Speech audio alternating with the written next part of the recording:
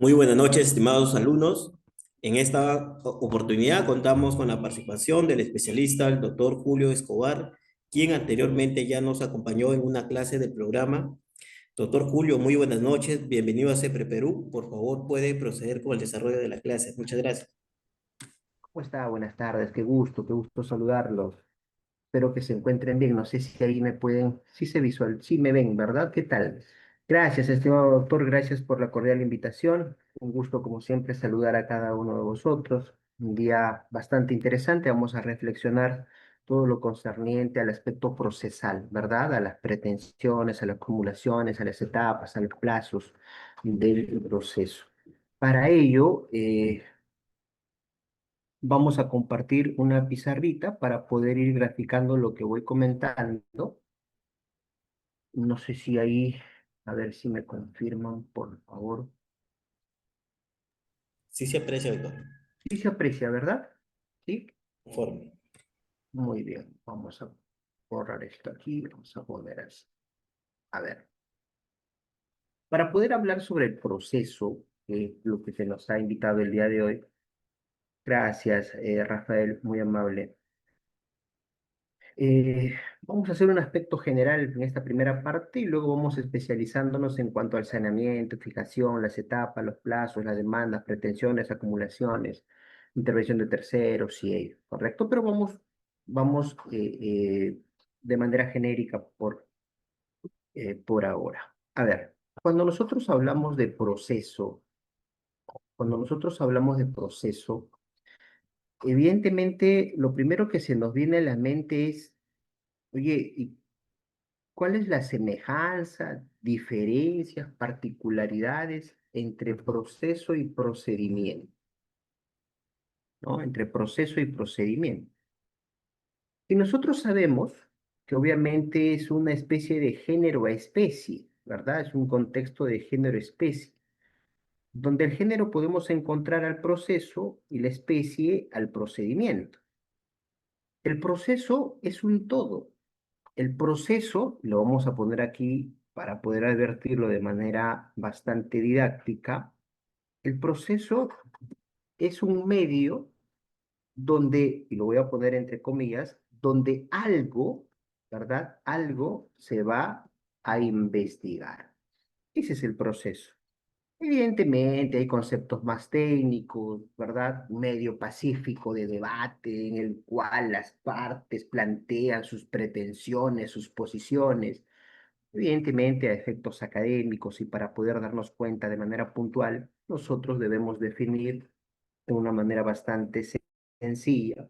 El proceso es un medio donde algo se va a investigar. Doctor, me quiero divorciar. Iniciemos un proceso. ¿Para qué? Para investigar si procede o no el divorcio. Doctor, requiero que le pase alimentos 10.000 soles, ¿o no? Doctor, quiero convertirme en propietario por prescripción. Iniciemos un proceso para ver si cumples con los requisitos, los presupuestos que la ley señala. Doctor, yo tengo mejor derecho de propiedad que la otra persona. Iniciemos un proceso para ver si tú efectivamente tienes mejor derecho de propiedad. Doctor, no me paga, quiero, por favor, dígale que me pague. Iniciemos un proceso para darnos cuenta, para investigar si efectivamente hay una relación jurídica, hay un vínculo, si te debe, cuánto te debe. Entonces, todo lo que hemos enfocado en este concepto engloba lo que estamos señalando. Proceso es un medio donde algo se va a investigar. Ese algo, evidentemente, serán las materias que hemos señalado, ¿verdad? En cambio, el el procedimiento, buenas noches Martín, Red, buenas noches. El procedimiento es la manera en cómo se va a investigar ese algo. El procedimiento es la forma, es la manera en cómo se va a investigar ese algo. ¿Qué quiero decir con esto? Que no todas las materias se investigan, se tramitan de la misma forma. ¿Ustedes creen que un proceso de divorcio se tramita igual que un proceso de desalojo? ¿O ustedes creen que un proceso de acción reivindicatoria se tramita igual que un proceso de petición de herencia? ¿O ustedes creen que un proceso de alimentos se tramita igual a uno de otorgamiento de escritura pública, por ejemplo? ¿O ustedes creen que un proceso de régimen de visitas se tramita igual que un proceso de retracto, por ejemplo? ¿O creen que ustedes se tramite un proceso de tercería de propiedad, se tramita igual que un proceso de adopción, por ejemplo? No, ¿verdad? Cada uno tiene su propia forma de investigar, cada uno tiene su propia manera de investigar, pero sí, todos se investigan dentro de un género llamado proceso. Quiero tal cosa, vamos a iniciar un proceso. Todos los caminos nos conllevan al proceso. ¿Por qué? Porque allí vamos a investigar ese algo, esa materia. Pero ¿cómo vamos a investigar? Eso es procedimiento. Es la manera, es la forma en cómo se va a investigar. Al procedimiento, a la manera en cómo se va a investigar ese algo, es lo que técnicamente, ojo, es lo que técnicamente nosotros conocemos como vía o vías procedimentales.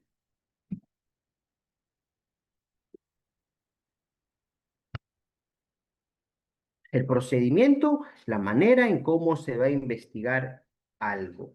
Y eso, esa manera, esa forma de investigar, obviamente a eso se llama vía procedimental, ¿correcto? Vía procedimental. Cuando hablamos de proceso, y creo que ya nos hemos dado cuenta de la diferencia que hay entre proceso y procedimiento, proceso es un todo donde se investiga algo y evidentemente eh, la manera en cómo se va a investigar, a eso es lo que se le llama procedimiento, ¿correcto? Y que técnicamente, repito, vía procedimental. Cuando nosotros hablamos de proceso, o cuando nosotros hablamos de proceso, tenemos que dar cuenta que en el derecho civil hay dos grandes de procesos civiles. Hay dos grandes grupos de proceso civil. A ver, doctores, un paréntesis, disculpen el paréntesis. eh, el chat me aparece alertas y yo presumo, pienso que son interrogantes o preguntas y no quiero dejar de lado ninguna interrogante. Pero cada que abro el chat son asistencias, asistencias. No sé si tal vez eso lo pueden manejar al final o no lo sé, porque yo presumo que son preguntas, ingreso y es asistencia. Y entonces no quiero presumir, a todos son asistencias y deje de lado una pregunta, a ver si nos ordenamos en ese aspecto, por favor, doctores. Entonces, cuando hablamos de proceso, en el proceso civil vamos a encontrar dos grandes grupos de proceso, ¿correcto? El proceso contencioso, ¿no? Proceso contencioso y el proceso no contencioso. Procesos contenciosos y procesos no contenciosos. Obviamente, en los procesos contenciosos se va a investigar, ya ustedes lo saben, ¿verdad? Esto es bastante sencillo. En los procesos contenciosos se va a investigar materias litigiosas, materias conflictivas. Oye, me debes, no te debo. Oye, esa es mi casa. No, esa es mi casa. Oye, yo soy heredero, yo también, tú no. Oye, esa es mi propiedad, ¿por qué te quieres atribuir? No, es mío.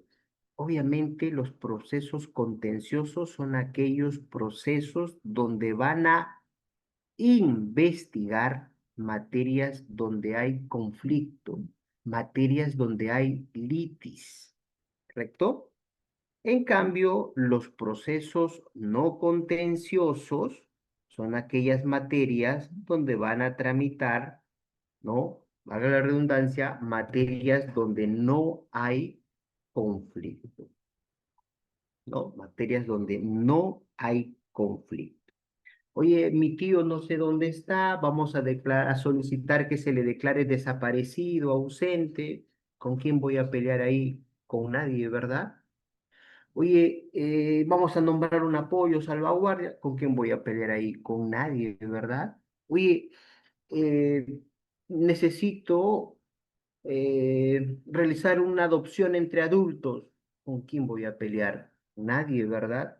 Oye, necesito consignar este pago. ¿Con quién voy a pelear? Con nadie, ¿verdad? Así como hay procesos litigiosos, conflictivos, también hay procesos no conflictivos. Y a esos son los que se le llama eh, procesos contenciosos y procesos no contenciosos. ¿Estamos hasta ahí, doctores? ¿Sí? Sí, doctor. Muy bien.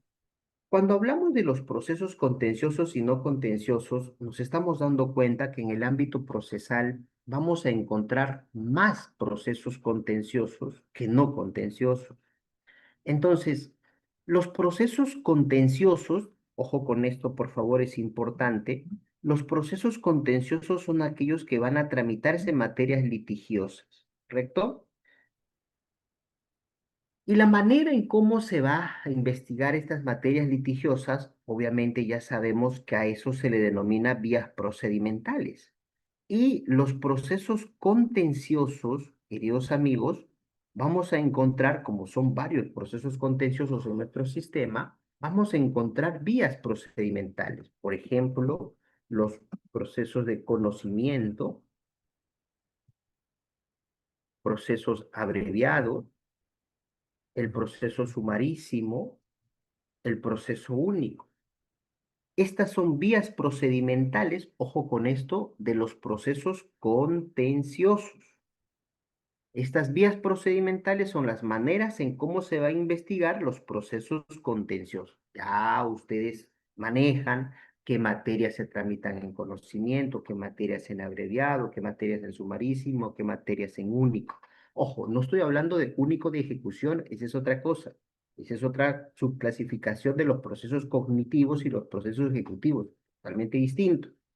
Pero sí es importante señalar que estos procesos de conocimiento abreviado y sumarísimo obviamente están regulados en el Código Procesal Civil.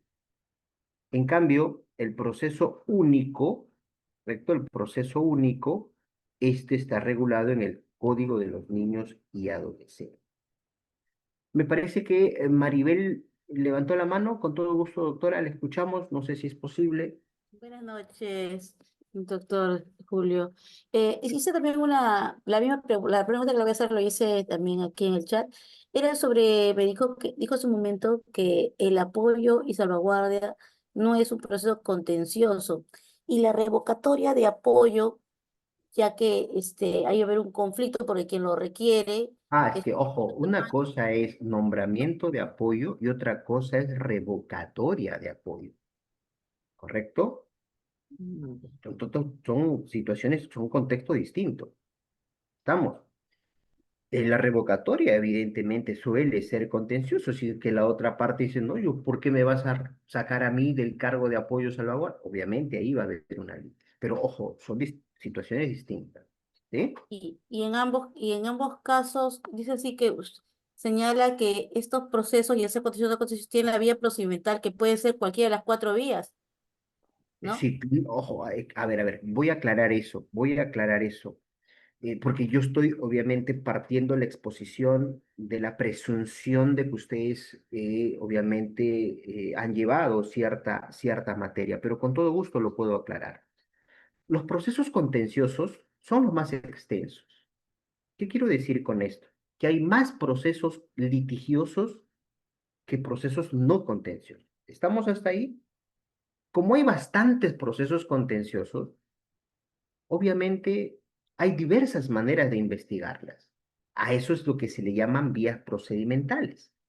Los procesos contenciosos tenemos procesos de conocimiento, abreviado, sumarísimo y único. ¿Qué cosas son estos? Estas son vías procedimentales. ¿Y esto qué es? Maneras en cómo se va a investigar los procesos contenciosos. El Código Procesal Civil nos dice, tal materia se tramita en tal vía, conocimiento. Por ejemplo, divorcio, conocimiento. Por ejemplo, acción reivindicatoria, conocimiento. Y así como el código nos dice cuáles se tramitan en conocimiento, también nos dice cuáles se tramitan en abreviado. Por ejemplo, prescripción adquisitiva de propiedad, abreviado. Retracto, abreviado. Título supletorio, abreviado. Cambio de régimen patrimonial, abreviado. El Código Procesal Civil también nos dice qué materias se tramitan en sumarísimo. Desalojo, sumarísimo, por ejemplo. ¿Verdad? Oposición al matrimonio, sumarísimo, por ejemplo, ¿no? Alimentos para mayores de edad, sumarísimo, por ejemplo. Interdicto de recobrar, de retener, sumarísimo, por ejemplo. El Código de los Niños y Adolescentes nos dice qué materias se tramitan en proceso único. Normalmente son las materias que obviamente respaldan y protegen los derechos de los menores. Alimentos para menores de edad, proceso único. Adopción, por excepción, proceso único. Tenencia, proceso único. Régimen de visitas, proceso único. Entonces, no es que nosotros vamos a decidir, ¿verdad? Tal materia, el proceso más largo, conocimiento, no, profe, sí, el más rápido, sumarísimo. Ya, profe, buen dato. Todas mis materias, todas mis demandas, sumarísimo. No, no es a gusto del cliente. La ley señala. ¿Quieres demandar qué materia? No sé, doctora, a ver, dígame a la mente una materia cualquiera. Profesor, yo quiero demandar mejor derecho de propiedad. El código dice mejor derecho de propiedad, conocimiento. Yo quiero demandar una deuda que no pasa las 100 URPs. Sumarísimo. Quiero demandar una deuda que está entre las 100 y 1000 URPs. Abreviado. El código establece eso, ¿correcto? El código establece ello. Gracias, doctor. Muy bien, gracias a usted, doctora. Raúl, creo Sí, que, doctor, buenas noches. ¿cómo Volviendo a estás? bien, buenas noches, gracias. En este tema de no contenciosos y contenciosos, por ejemplo, una sucesión intestada se ve en no contencioso, judicial. Sí. Cuando Ujú. se deja a un heredero afuera, este va a pedir petición e inclusión de herencia. Eso ya Eso pasa ya a no, contencioso, es así es. contencioso. Y el código te dice eso será conocimiento. Claro, ok, ok. Sí, Ya, claro. doctor, gracias. Es un segundo claro ejemplo que usted plantea, que puede que su etiología sea no contenciosa, pero puede que en el camino, Claro, obviamente, haya litigio. Le pongo otro ejemplo. Verbigracia. Podemos iniciar procesos de prescripción adquisitiva vía notarial, ¿o no? Sí. ¿Y sí, acaso sí, y acaso el notario ve con materias conflictivas? No, no, ¿verdad? Pero si uno se opone, exacto. se vuelve ya litigioso y entonces ya se iría a la vía contenciosa. Igual que ¿No? la sucesión intestada notarial, ¿no? Igual, El notario igual, ve que alguien se opone, cierra el archivo y lo envía a la vía judicial. El mismo notario lo remite. el mismo notario lo remite. Sí, Tal cual. ¿Estamos? Muy bien.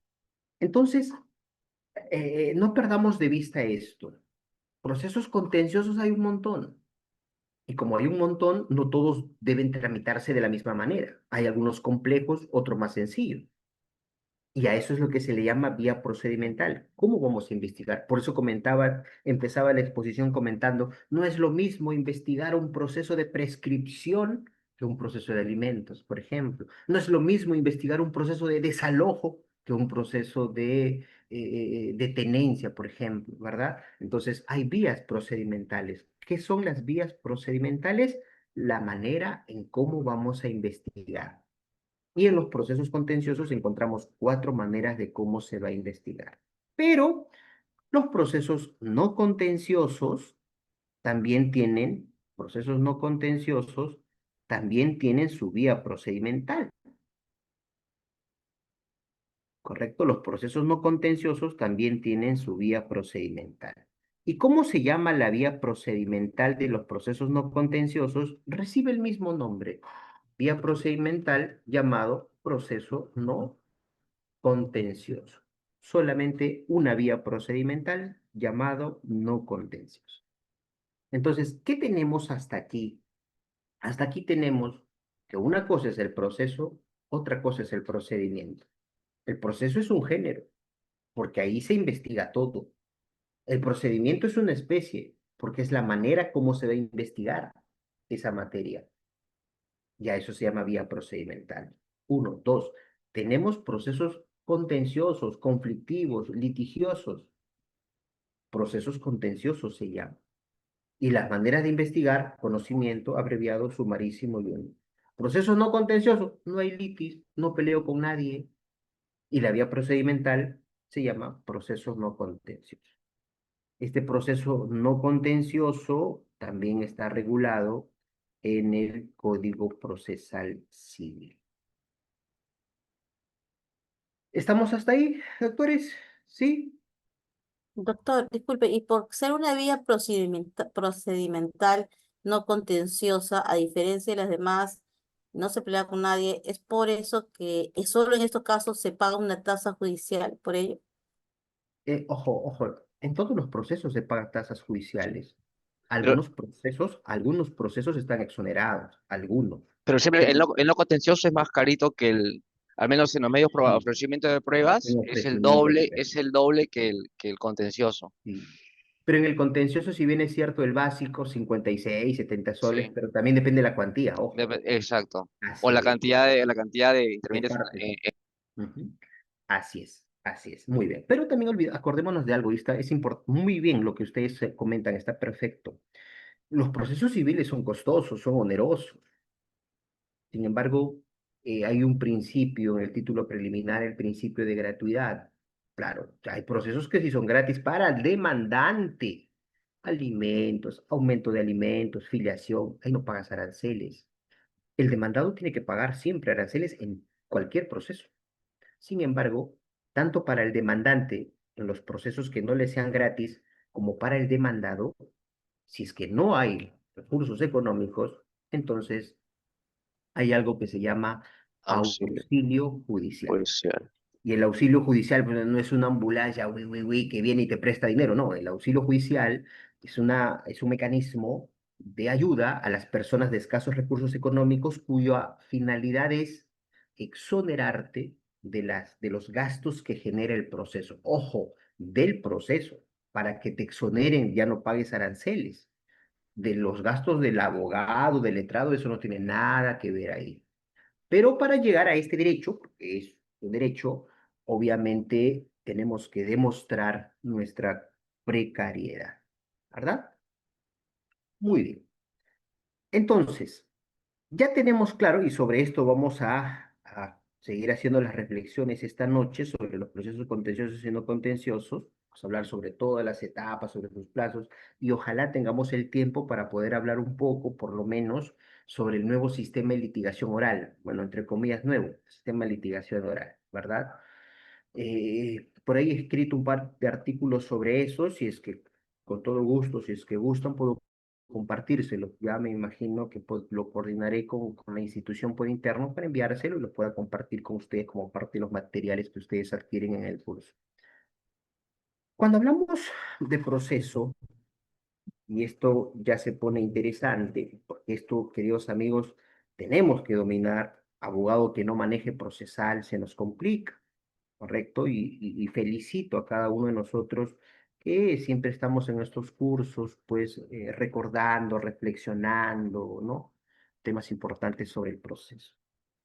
Vean, vamos a hacerlo de una manera bastante sencilla y esto tiene gran implicancia. Yo siempre a veces converso con algunos colegas y dicen, hacer escritos es difícil. No, brother. Hacer escritos es lo más fácil que hay, pero claro, se te hace difícil porque no conoces las etapas del proceso, porque si tú conoces las etapas del proceso, redactar escritos es lo más sencillo que puede haber.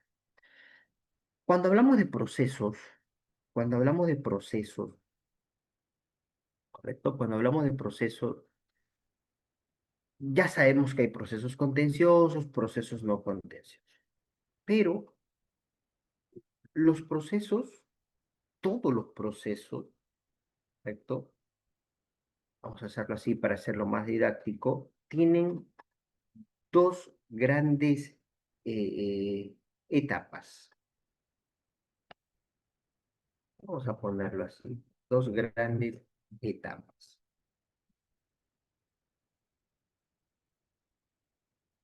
¿correcto? Dos grandes etapas. Por un lado, lo clásico, lo que siempre se estudia desde aulas universitarias, las etapas generales, ¿correcto? Las etapas generales del proceso. Y por otro lado, vamos a ponerlo en el mismo tamaño para que no se distorsione. Las etapas especiales o específicas, como le denomino. Etapas generales y etapas específicas. Obviamente, cuando hablamos de etapas generales, tenemos que señalar algo importante. Francisco, Doc, yo sé que la pizarra nos llama la atención, pero mientras tú escribes yo no puedo escribir, o mientras tú rayas yo no puedo rayar, o utilizar la pizarrita, Doc. A ver si nos ayudas a borrar esas líneas, porque yo no puedo borrarlas y están quedando sobre lo que estamos haciendo. Eh, Ahí está el borradorcito y a ver si lo borras, Doc, porfa, para poder avanzar.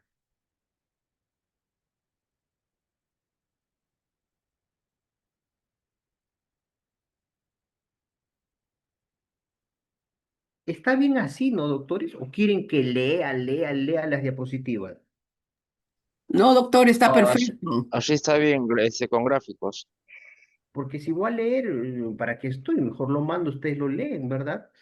Pero a ver, tratemos de no usar la pizarra, doctores, por favor. A ver, Francisco, no hay ningún problema. A ver, bórralo, por favor, esas líneas, porque yo no las puedo borrar. Mientras tú lo utilices, yo no puedo utilizarlas, ¿ya? Vamos a ponerlo aquí. Cuando hablamos de las etapas generales, queridos amigos, deben de tener en consideración algo. Las etapas generales son las mismas, ojo, las etapas generales, lo voy a escribir, son las mismas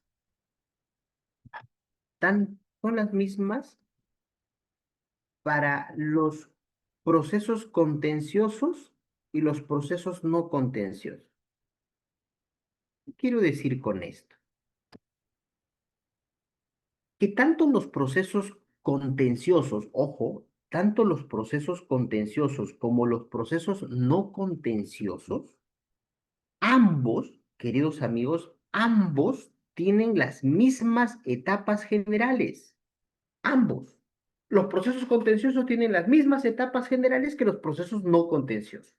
Comparten las mismas etapas generales. ¿Y cuáles son esas etapas generales de los procesos contenciosos y procesos no contenciosos? Lo que estudiamos desde la universidad. Uno, la etapa, Postulatoria, muy bien, doctor, la etapa postulatoria. Dos, la etapa, probatoria, muy, la etapa probatoria. Tres, la etapa decisoria, decisoria o resolutoria, como quieran. sí, Cuatro, la etapa etapa, ejecutoria, no, impugnatoria. impugnatoria, Y cinco, la etapa etapa ejecutoria. ejecutoria, esa me falta. Ahí está. Bastante básico esto. Todos los procesos, queridos amigos, todos los procesos, ya sean contenciosos como no contenciosos, ambos tienen las mismas etapas: postulatoria, probatoria, decisoria, impugnatoria y ejecutoria. En ambos hay que postular. En ambos hay que postular al proceso. ¿Cómo postulo al proceso? Fácil, con la demanda, con la contestación de la demanda, ¿no? La contestación de la demanda, con la reconvención, ¿no? La reconvención, con la contestación de la reconvención, pero aquí un detalle. Claro, que profe, con la demanda, con la contestación de la demanda, con la reconvención, con la contestación de la reconvención, postulo que profe al proceso. Sí, es verdad. Pero con esto postulas, ojo, a los procesos contenciosos. ¿Por qué? Porque a un proceso no contencioso no se postula con demanda, porque no se llama demanda, se llama solicitud. Pero no es una solicitud cualquiera, es una solicitud que tiene el formato de demanda, sino que no se llama demanda. ¿Por qué? Porque demanda es un documento en el cual se plantea pretensiones contra alguien. En una solicitud yo no planteo pretensiones contra nadie, pero presento mi solicitud para postular al proceso. Por lo tanto, para yo postular a un proceso no contencioso, se llama solicitud, ¿correcto? Se llama solicitud. Los procesos no contenciosos. Entonces, ¿qué quiero decir con esto? Que tanto los procesos contenciosos y no contenciosos tienen etapa postulatoria. Ambos tienen etapa postulatoria. Ambos tienes que postular al proceso para ver si eres parte o no del proceso. Obviamente habrá que cumplir ciertos presupuestos, ciertos requisitos. Luego, no se trata solo de postular, de ir a pedir y decir algo, sino que en el proceso tengo que demostrar. Etapa probatoria. Y dentro de la etapa probatoria ofrezco las pruebas, se admiten las pruebas, actúan las pruebas, se valoran las pruebas. Y las pruebas en un proceso, queridos amigos, no se presenta cuando tú quieras. Las pruebas se presentan en determinados momentos. Las pruebas precluyen. Tú no puedes presentar pruebas cuando se te dé la gana. Ojo con esto, hay una excepción, pero lo voy a comentar. Yo solamente estoy autorizado a presentar mis pruebas única y exclusivamente en la etapa postulatoria. Es decir, con reconvención, contestación de reconvención o solicitud, allí debo presentar mis pruebas. Allí debo presentar mis pruebas. Si me olvidé, ya fuiste. Tú no puedes presentar las pruebas cuando tú quieras, salvo que sean pruebas sobre hechos nuevos. Recién ha ocurrido esto, recién esta prueba aparece, no he podido presentarlo en la etapa postulatoria porque en ese entonces no había esta prueba. Por lo tanto, esas pruebas de hechos nuevos, esas pruebas sí se pueden presentar en cualquier momento. Moraleja, las pruebas se presentan, se ofrecen en la etapa postulatoria. Vencida esta etapa, solamente será aceptada las pruebas que se traten de hechos nuevos. Si tú presentas, señor juez, lo siento, me he olvidado presentar mi prueba, con esto yo ganaba, señor juez, por favor, admítalo. El juez va a proveer algo muy sencillo, dando cuenta el escrito que antecede presentado por la parte demandante en el cual adjunta pruebas. Al respecto no va a lugar porque la etapa ya precluyó. Punto y coma, notifiques. ¿Estamos? Entonces tengan en consideración ese dato. Obviamente, luego que has postulado al proceso, luego que has presentado tus pruebas, el juez tiene que decidir, el juez tendrá que sentenciar, y en todo proceso hay sentencia, contencioso o no contencioso, en todo proceso tienes que adjuntar pruebas, contencioso o no contencioso. El juez tendrá que sentenciar, tendrá que tomar una decisión y notificará la decisión a las partes. Si las partes no están de acuerdo, entonces las partes tienen todo el derecho, conforme lo señala el artículo 10 del título preliminar del Código Procesal Civil, tienen todo el derecho de impugnar, apelar la sentencia en criollo.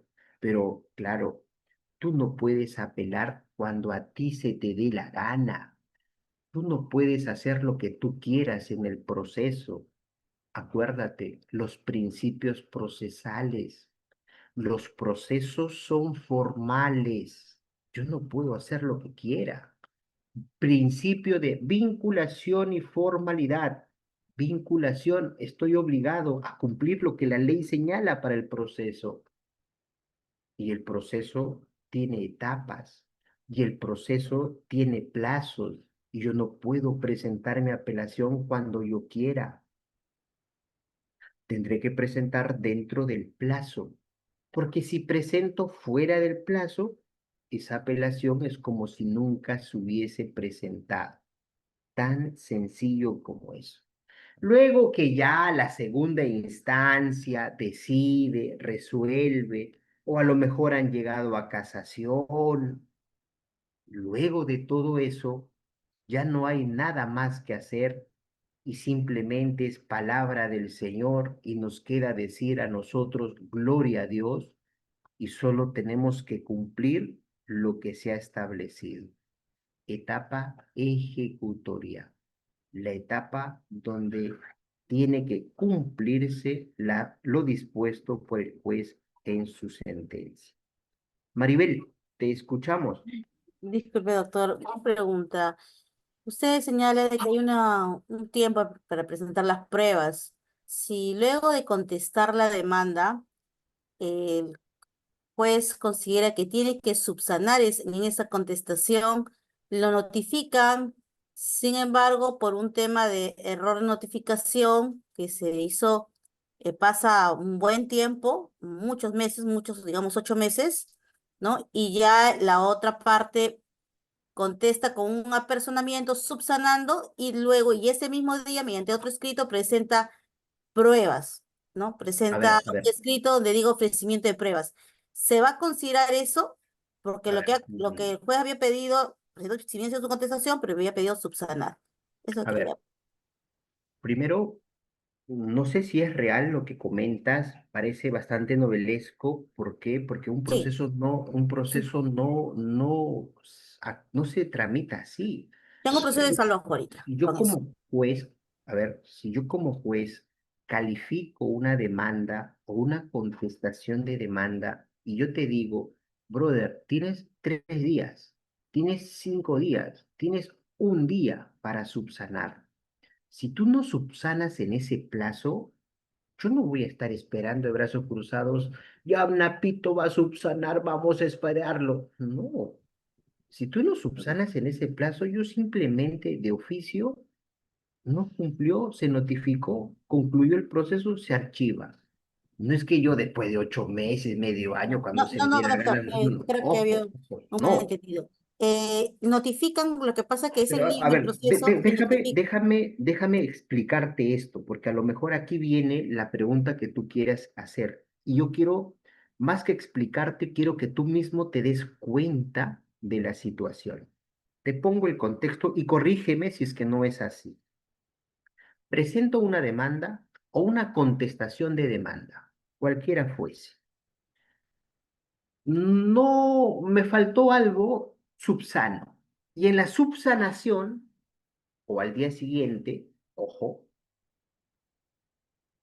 me acuerdo que me había olvidado de presentar una prueba y lo acompaño en la subsanación o en un escrito al día siguiente. La pregunta es, ¿esa prueba vale? ¿Esa prueba se va a admitir? O perdón, esa prueba se va a tener como presentada, porque la admisión será más adelante, ¿verdad? Después de la calificación del saneamiento probatorio. ¿Esa prueba se va a tener como presentada o se va a rechazar? La Claro. respuesta es muy sencilla. Vean, las pruebas se presentan en la etapa postulatoria. ¿Cuándo acaba la etapa postulatoria? La etapa postulatoria acaba cuando se sanea el proceso. Miren, todo esto es etapa postulatoria. Presento demanda, mañana contestan, sigue siendo etapa postulatoria. Y como seguimos en etapa postulatoria, puedo seguir presentando pruebas, porque todavía no acaba la etapa postulatoria, ¿verdad? Y es más, el código dice, mientras no se notifique a la otra parte, todavía puedes ofrecer las pruebas. No hay ningún problema. ¿Estamos? Profesor, hoy el plazo para subsanar vencía ayer. Subsané.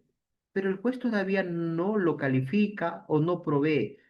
Todavía estás en etapa postulatoria. Puedes presentar tu prueba. No hay ningún problema. Pero si ya el juez califica la contestación y dice, muy bien, téngase por admitida la contestación, acabó la etapa postulatoria. ¿Por qué? Porque ahí nomás ya viene el saneamiento procesal. ¿Estamos, doctora? Ya. Doctor, lo que pasa es que este es un caso particular porque la contestación lo ha hecho primero con un documento, con un escrito que no tenía la firma del abogado ni la firma del demandado. Entonces, el juez pidió que se notifique a un domicilio que señala en esa contestación que no es donde pedimos que se notifique, pero contesta diciendo que su domicilio es en Cañete, que tampoco es domicilio RENIEC. Sin embargo, el juez pidió que se notifique a Cañete. Hubo una redistribución, ¿no? Del juzgado, de despacho, y por eso le digo que pasaron varios meses y cuando llega el nuevo despacho, dicen notifíquese que se envíe una copia de la demanda y que subsane, ¿no? Entonces, mandan eso, como digo, ha pasado 8 meses y con la fecha de notificación cumple con la fecha de subsanar. O sea, subsana, pero a la vez, y ese mismo día por la tarde, presenta otro escrito, ofrecimiento de pruebas. Por eso, si ya pasó la etapa postulatoria, así él haya contestado sin firma, si de abogado, de lo que luego se ordenó subsanar, ya hubiese acabado su etapa para poder presentar las pruebas. O sea, ese ofrecimiento de pruebas no va a ser válido. ¿Ya llegó a calificar la subsanación que tú hiciste? Todavía no. Todavía no, porque estamos en vacaciones. Entonces, todavía sigue la etapa postulatoria vigente. Ah, ya, o sea, como no ha calificado la subsanación, todavía sigue vigente. Eso quiere decir que sí le van a admitir esas Sí, pruebas. claro, de hecho. Obviamente, igual te van a correr el traslado a ti, ¿verdad? De la admisión, o perdón, de la admisión de la contestación si es que has cumplido, y obviamente sobre la prueba que estás juntando, porque todavía está en etapa postulatoria, todavía Sí, está no. ahí. Bueno, Ya si tú consideras cuestionar la prueba, ya eso es distinto, ¿no? Puedes presentar oposición, tacha, dependiendo del tipo de prueba que es. ¿Ya? gracias. Muy bien. Raúl, te escuchamos. Sí, doctor, una consulta sobre este tema de la observación de los medios probatorios. Cuando estás en la etapa postulatoria, presentas los medios probatorios, ¿no? Documentales. Bueno, casi no pasa que el juez te observe por un medio probatorio presentado, ¿no? O sea, así esté no legible o borroso, eso se va a ver ya en la etapa probatoria. Te pueden observar, sí, en la postulatoria, ponte, que falta una tasa. Subsano yo ese escrito adjuntando la tasa, pero ¿puedo también presentar otro medio probatorio en ese escrito? Como Sí, diciendo, cumplo mandato y otros, ¿no? Cumplo con el mandato con sí, adjuntar sí, la sí, tasa claro, y... Ok, claro. ok, Ojo, ok. ojo, lo que tú dices es muy cierto. Ojo, claro, esto no es una clase de medios probatorios, pero voy a comentar algo para que cerremos la idea y no nos quedemos con esa duda. Vean, vamos a ponerlo aquí y luego lo borro y luego volvemos ahí, ¿ya? Cuando nosotros presentamos la demanda, ¿correcto? Cuando nosotros presentamos la demanda, nosotros sabemos que en la demanda, nosotros hay una parte que dice ofrecimiento de medios probatorios. 424 el Código Procesal Civil señala ofrecimiento. Nosotros, cuando presentamos la demanda, nosotros ofrecemos las pruebas. Así se llama, ofrecer. En criollo, presentamos pruebas. ¿Estamos? En criollo, presentamos pruebas. Lo mismo ocurre, lo mismo ocurre cuando nosotros presentamos nuestra contestación de demanda, ¿correcto? Nuestra contestación de demanda. Ofrecemos pruebas, presentamos pruebas. Lo mismo ocurre ahí. Cuando nosotros ofrecemos pruebas, tanto en la demanda como en la contestación de la demanda, obviamente el juez va a emitir una resolución en el cual, pues, vamos al escenario positivo. Admite, ¿no? La demanda o la contestación, lo que fuese. ¿Estamos? Y respecto a las pruebas, no sé si ustedes se han dado cuenta, Francisco, a ver si dejas de utilizar la pizarrita, Doc, por favor. Mientras tú lo utilizas, yo no puedo utilizar. Mientras, o cuando el juez admite, el juez, si ustedes se han dado cuenta en la resolución, el juez no es que ahí califica las pruebas. La calificación de las pruebas es más adelante, en otra etapa. Lo que el juez señala en la resolución que admite la demanda o la contestación dice, lo voy a escribir, en cuanto a los medios probatorios ofrecidos, presentados, ¿qué dice el juez? Téngase por ofrecidos, Ofrecidos. téngase por presentados. Nada más. Es como decir, oye Julio, ahí te estoy trayendo 2 cajas de gaseosa por recibido, gracias. Yo no estoy diciendo si las gaseosas están vencidas, si son lo que yo he querido. No, por recibido, gracias. Eso es lo único que hace el juez. Ténganse por ofrecidos, ténganse por presentados. Doctor, pero ¿y cómo yo sé si mis pruebas que he presentado el juez lo va a tener en consideración? Ah, ahí no. Más adelante, acuérdense de algo, las pruebas, voy a escribir, las pruebas constan de 4 etapas. La primera etapa de las pruebas es el ofrecimiento, lo que estamos hablando. ¿Dónde se ofrecen las pruebas? ¿Cuándo se ofrecen las pruebas? Cuando presentamos la demanda, cuando presentamos la contestación, ahí ofrezco las pruebas. Punto. Segunda etapa. En la Valor, segunda etapa es la valoración, la calificación. calificación de las pruebas, o que ahora le llaman saneamiento probatorio. Ahí en la calificación, ¿correcto? En la calificación, el juez va a ver si se admite o se rechaza. Ahí recién yo como juez voy a analizar en tu demanda. Prueba número 1, acta de matrimonio. Ah, se admite. Prueba número 2, contrato de compra. Se admite. Prueba número 3, carta notarial. Se admite. Prueba número 4, documento tal. Se rechaza. ¿Y por qué lo rechazaría? Porque no guarda relación con lo que él va a investigar. Él solo va a admitir, en otras palabras, él solo se va a quedar con las pruebas que le interesen en su investigación. Las que no guarden relación con lo que va a investigar, las va a rechazar. Por ejemplo, piensa, por ejemplo, en el supuesto de que yo estoy investigando un proceso de desalojo y presenta como prueba una foto con mi amigo donde estoy triste llorando en una cantina porque no me dejan entrar a mi casa. ¿Tiene relación con lo que yo voy a investigar? No, se rechaza. En la calificación, allí recién el juez te dirá si es que esa prueba se admite o no se admite. Y allí el juez, en la calificación, el juez podría admitir pruebas de oficio. Después que se ha calificado, viene la tercera etapa, que es la actuación. Y en la actuación, eso se hace en una audiencia. La actuación de las pruebas admitidas.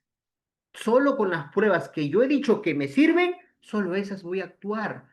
Allí van a declarar los testigos, allí van a declarar las partes, vamos a visualizar los videos, vamos a escuchar los audios, vamos a hacer inspecciones judiciales, vamos a interrogar a los peritos, etcétera, allí en la actuación.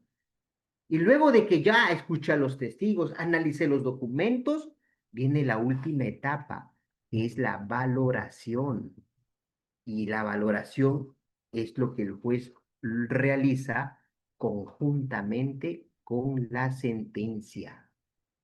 Entonces, obviamente esta no es una clase de medios probatorios, de actividad probatoria, pero ya tenemos con este pequeño cuadro una gran reflexión. Yo en mi demanda presento pruebas, ofrecimiento se llama. Y cuando el juez califica mi demanda, solo me dice, gracias por presentar pruebas, chévere. Nada más. Ahí no me ha dicho, está bien tu prueba, está perfecto. No, eso lo verá cuando él califique. ¿Queda claro, doctor? ¿Sí? Sí, doctor. Muy bien, doctor. Excelente. iPhone dice, no sé quién es, no está, creo que renombrado. Levantó la mano. Doctor, ¿qué tal? Buenas noches. Una pregunta, ¿cuál es la diferencia entre medio probatorio y prueba? Es que el medio probatorio es aquel que va a hacer un canal para que poder generar convicción al juez. Y la prueba es lo que puntualmente presentas como actividad probatoria, ¿no? Es un tema de género-especie. Por ahí me preguntaban en el chat, nos dice Martín, cuando se trata de medios probatorios, por ejemplo, documentos borrosos, sí se observa dicho, sí, claro, evidentemente, imaginemos que yo adjunte como medio probatorio un acta de conciliación y el acta de conciliación está borroso, está mal escaneado, mal fotocopiado, no lo sé, obviamente el juez te va a decir, subsana, presenta un documento más legible, ¿no? Por eso Doctor, es que en una algunos, pregunta. por eso es que en algunos documentos te piden una fecha de no de 3 meses de antigüedad, ¿no? Porque puede, obviamente, prestarse para ello. ¿Estamos? Doctor, una pregunta. ¿Cómo valora la prueba el juez?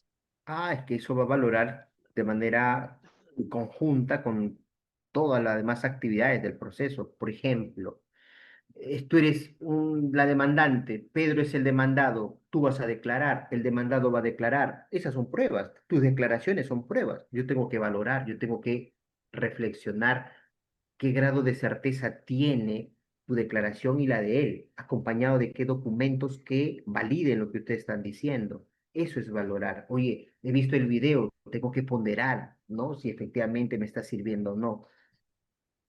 La valoración del juez hace un análisis sistemático en conjunto de todo lo que se le ha presentado, ¿correcto?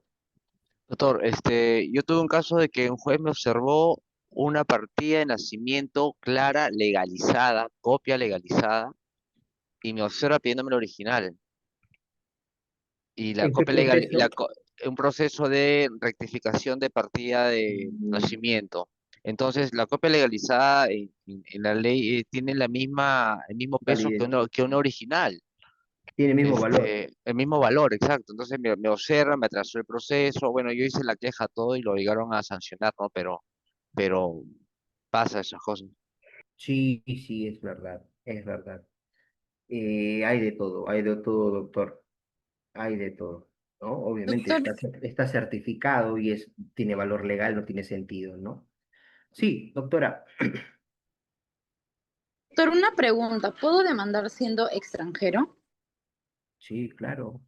Imagínate, yo soy venezolano, por ejemplo, y te presto dinero a ti por ser extranjero, no podría demandar. Tiene sentido. También tengo derecho a la tutela jurisdiccional en el país donde estoy, ¿verdad? Sí, cuando tenga mi carnet de extranjería, todo en orden. Claro, claro, obviamente tienes que identificarte como tal, ¿no?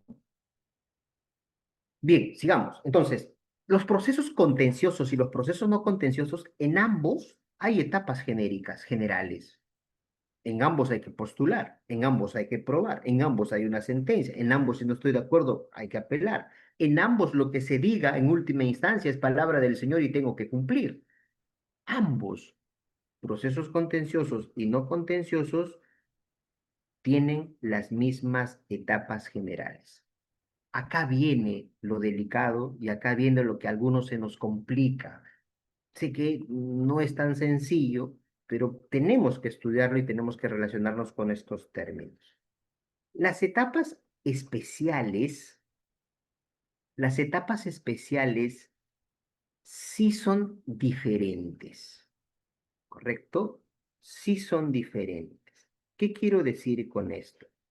Que los procesos contenciosos y los procesos no contenciosos tienen diferentes etapas especiales. Es decir, lo único que tienen en común, ¿qué etapas son? Lo único que tienen en común, ¿qué etapas son? Las etapas Postulatoria. generales. ¿Verdad? Generales. Lo único que tienen en común los contenciosos y no contenciosos son las etapas generales. En ambos hay que postular, en ambos hay que plantear una pretensión, en ambos hay que demostrar, hay que probar, en ambos hay sentencia, en ambos tengo derecho a apelar si no estoy de acuerdo, en ambos se tiene que cumplir lo que en última instancia se diga. Contenciosos y no contenciosos tienen las mismas etapas generales. Pero los procesos no contenciosos y contenciosos no comparten las mismas etapas especiales. Es decir, cada uno de esos procesos tiene sus propias etapas especiales. Vayamos aquí. Analicemos lo siguiente. Los procesos contenciosos, ¿ve así? Solange, ¿te escuchamos? Doctor, una pregunta. Hola. ¿Me podría dar un ejemplo de qué son las defensas previas? Claro, las defensas previas son acciones que el demandado establece para que el demandante previamente realice ciertas acciones para que pueda demandar. Ejemplo, si yo te presto dinero a ti y tú tienes un aval, por ejemplo, hay tipos de avales, ¿no? Pero bueno, te estoy respondiendo de manera genérica para que quede claro que es una defensa previa. Obviamente, el aval, si es que no pagas tú como deudor principal, el aval se hace responsable. Pero ¿qué dice la ley? Antes de que cobre yo al aval, primero tengo que haber agotado todo con el deudor. Entonces, ¿qué pasa si yo te demando de frente al aval? El aval tiene derecho a presentar una defensa previa. Oye, ¿por qué me demandas a mí? Primero agota la vía con él, que es el deudor, y cuando ya no tenga nada, recién me demandas a mí. Esa es una defensa previa. Las acciones que el demandado tiene derecho a realizar para que previamente el demandante realice ciertas acciones antes de poder demandar. Doctor, pero sería como una legitimidad, falta de legitimidad para obrar. No, porque sí tiene legitimidad para obrar, sino que primero tiene que agotar ciertas acciones, ciertas condiciones. Ok, ok. ¿Y qué es la temeridad, doctor? ¿Cómo? ¿No te escucho? La temeridad. Ah, pero es que la temeridad va a estar en función a tu actuar dentro del proceso, ¿verdad? Entonces, ser temeroso o el término temeridad, actuar de mala fe y no es eso, ¿verdad?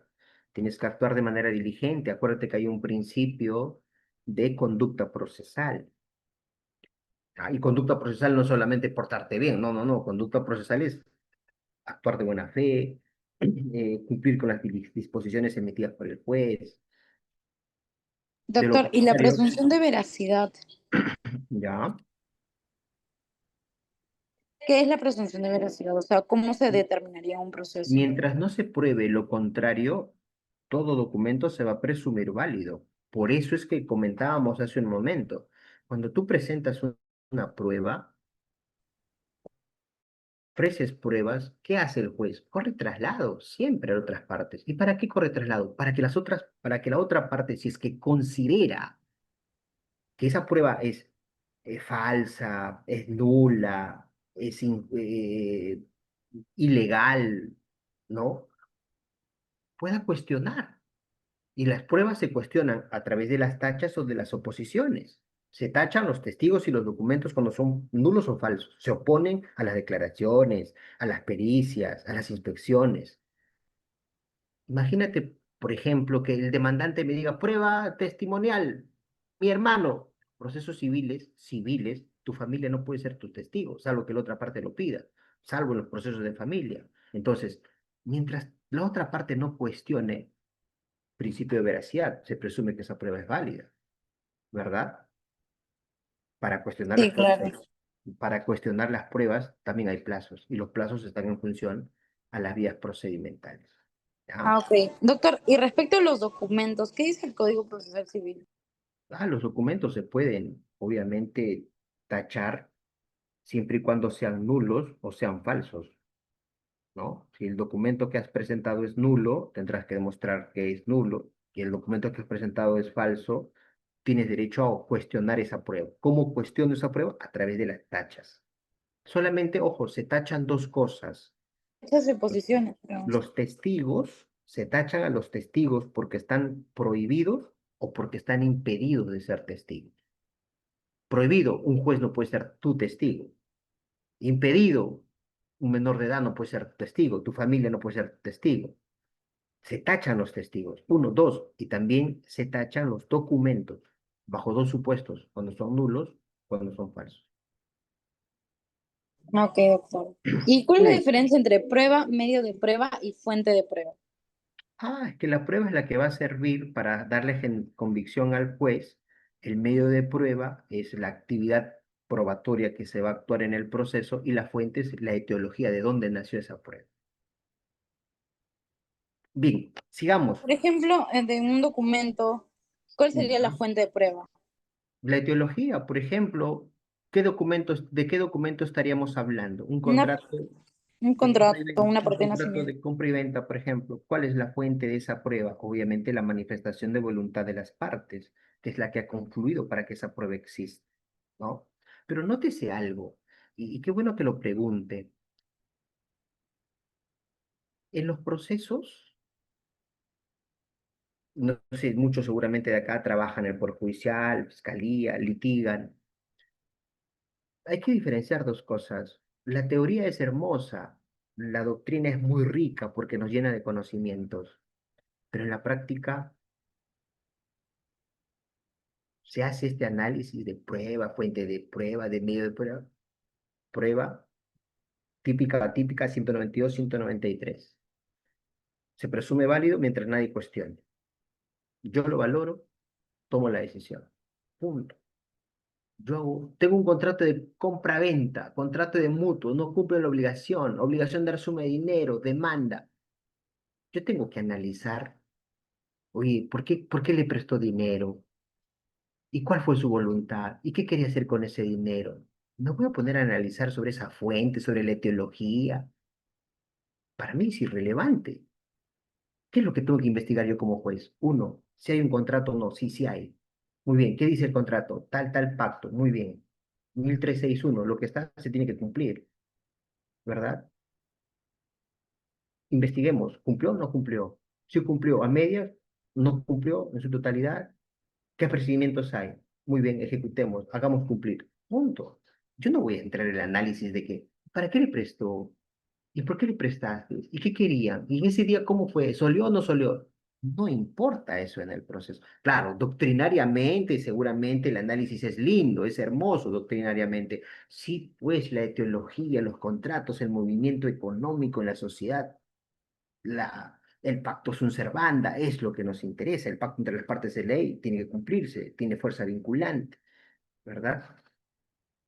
Bien, cuando hablamos de las etapas especiales, y esto nos importa muchísimo, las etapas especiales va a estar en función al tipo de proceso. Los procesos contenciosos y procesos no contenciosos, cada uno tiene sus propias etapas especiales. Y hemos comentado hace un momento que los procesos contenciosos tienen cuatro vías procedimentales: conocimiento, abreviado, sumarísimo, ¿verdad? Los procesos contenciosos en el Código Procesal Civil. Los procesos contenciosos, ojo con esto, ponerlo de este color, los procesos contenciosos, ¿no? Los procesos contenciosos tienen las siguientes etapas. Todos los procesos contenciosos, ojo, es decir, los de conocimiento, los de abreviado, los de sumarísimo, los únicos, tienen las siguientes etapas. Todos tienen demanda. Ahí está. En todos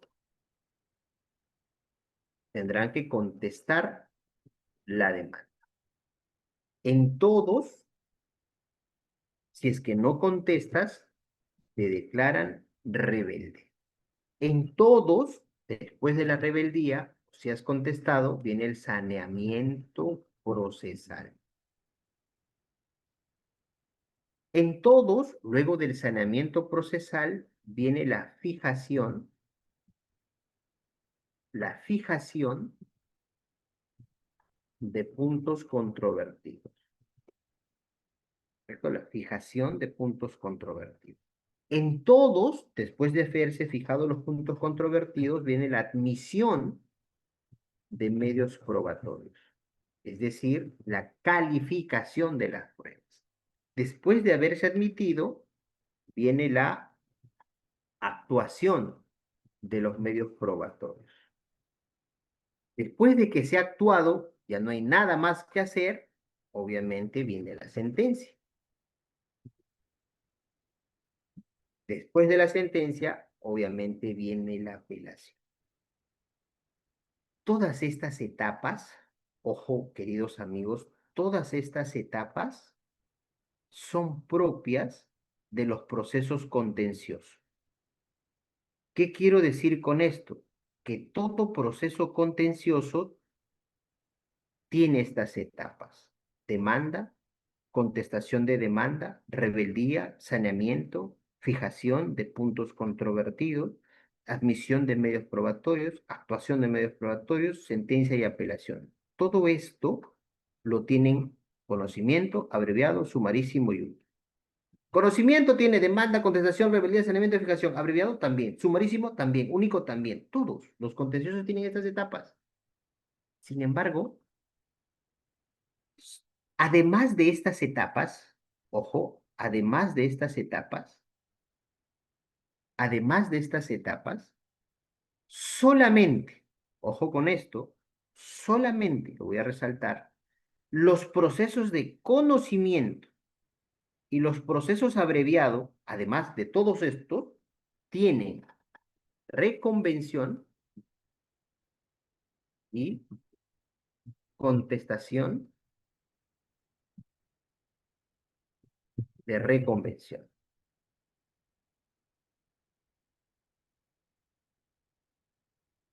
Poner de otro color. Conocimiento abreviado, sumarísimo y único tienen todo esto. Tienen todo esto. Conocimiento abreviado, sumarísimo y único tiene demanda, contestación, rebeldía, saneamiento, fijación, admisión, actuación, sentencia, apelación. Tiene todo esto. Pero además de todo eso, solo los de conocimiento y abreviado tienen reconvención y contestación de reconvención. ¿Qué quiero decir con esto? Un proceso sumarísimo y un proceso único no tienen reconvención ni contestación de reconvención. Estas son las etapas específicas de los procesos contenciosos, ¿correcto? De los procesos contenciosos. Los procesos no contenciosos tienen sus propias etapas específicas. Por eso es que decíamos hace un momento que las etapas especiales o específicas son distintas. Los procesos contenciosos y los procesos no contenciosos tienen sus propias etapas específicas. Tienen sus propias etapas específicas. El proceso contencioso, ¿cómo empieza?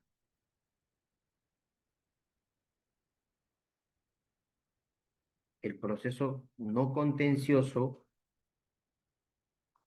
empieza con una solicitud. ¿Correcto? Con una solicitud. Ya les comenté hace un momento, no es cualquier solicitud, obviamente es una solicitud que tiene el formato de demanda, ¿verdad? Que tiene el formato de demanda. Luego de la solicitud, en los procesos no contenciosos, porque acá no hay contestación, no hay nada de esto, el juez señala fecha de audiencia, de actuación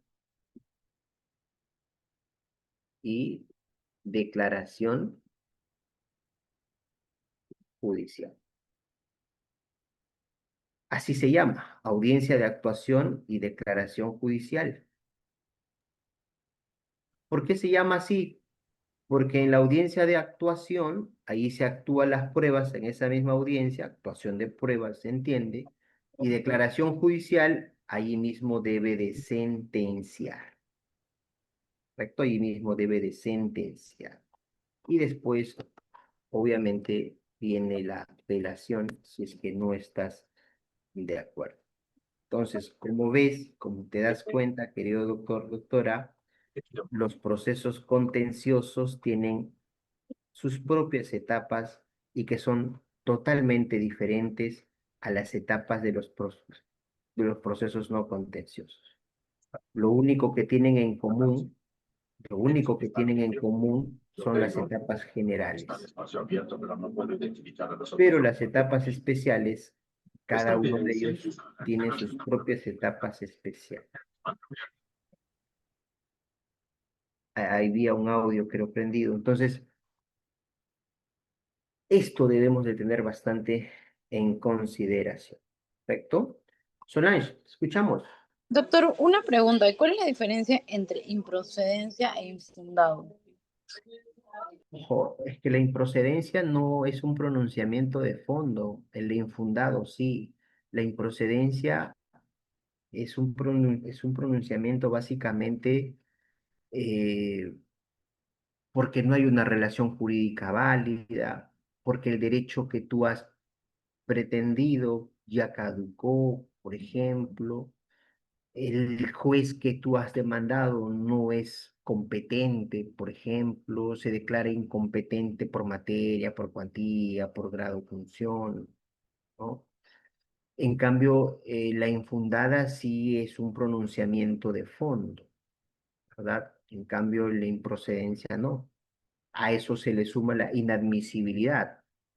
Por eso es que muchas veces la inadmisibilidad y la improcedencia puede darse en la calificación de la demanda.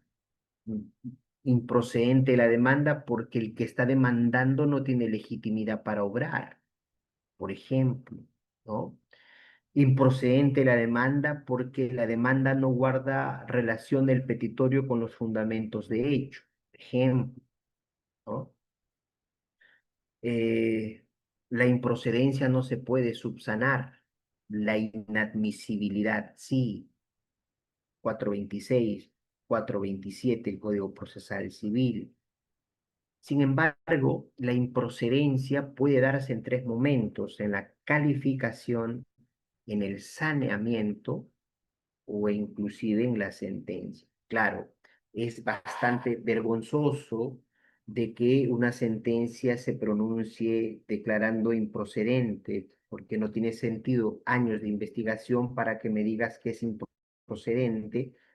Eso debiste haberlo hecho en la calificación, eso debiste haberlo hecho en el saneamiento procesal, ¿verdad? Pues es importante el saneamiento. Así es, Martín, excepcionalmente en la sentencia. Claro, vergonzoso, sí, de hecho, porque el juez tanta investigación y se da cuenta al final que es improcedente, no tiene sentido. Que al final, uy, sorry, yo no soy el juez competente, no tiene sentido. Oye, sorry, recién me doy cuenta que tú no tienes poder ni facultad. Pedro le debe a María, tú eres Juan, ¿tú quién eres? Recién me doy cuenta, no tiene sentido, ¿verdad? Rosa, te escuchamos.